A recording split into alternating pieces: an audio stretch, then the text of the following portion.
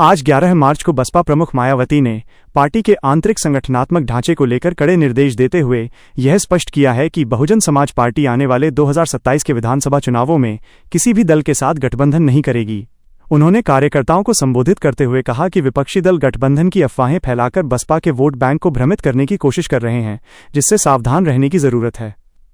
मायावती ने साफ तौर पर एकला चलो की नीति का समर्थन करते हुए निर्देश दिया है कि पार्टी अब जमीनी स्तर पर अपने कैडर को मजबूत करने और बूथ स्तर तक संगठन को सक्रिय करने पर पूरा ध्यान केंद्रित करेगी।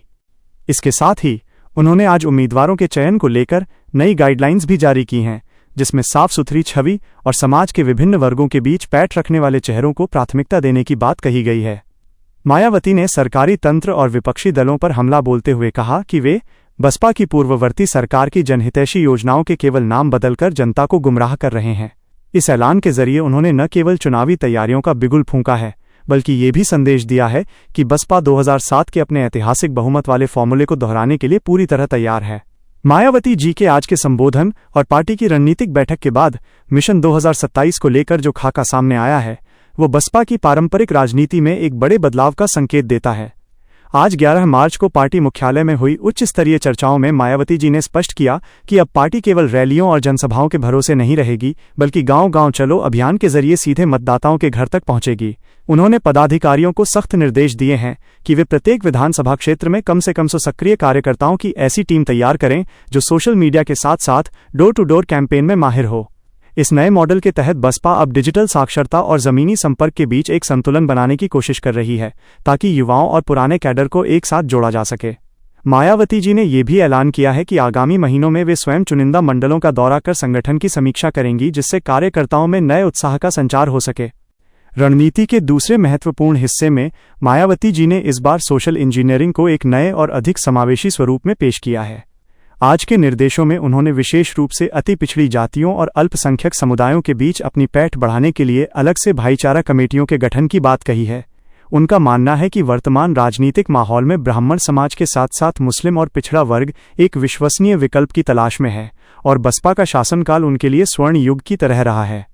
इसके अलावा उन्होंने चुनावी टिकटों के वितरण को लेकर भी एक बड़ा संकेत दिया है कि इस बार 50% से अधिक टिकट युवाओं और उन चेहरों को दिए जाएंगे जो पहली बार चुनाव लड़ रहे हैं, ताकि पार्टी की छवि को अधिक ऊर्जावान और आधुनिक बनाया जा सके।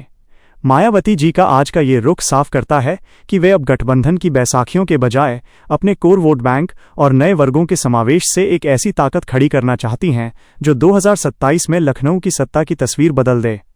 बसपा प्रमुख मायावती ने आज 11 मार्च को पार्टी पदाधिकारियों के साथ हुई डिजिटल समीक्षा बैठक में मिशन 2027 की सफलता के लिए बूथ प्रबंधन को सबसे बड़ा हथियार बताया है। उन्होंने स्पष्ट किया कि आगामी 15 मार्च को मान्यवर कांशीराम जी की जयंती के अवसर पर उत्तर प्रदेश के सभी 18 मंडलों में बड़े शक्ति प्रदर्शन की तैयारी की जाए, जिसमें लखनऊ और नोएडा दलित प्रेरणा स्थल मुख्य केंद्र होंगे। मायावती ने कड़े शब्दों में निर्देश दिया कि जिला स्तर के नेता अब ड्राइंग रूम की राजनीति छोड़कर गांवों और बस्तियों में डेरा डालें।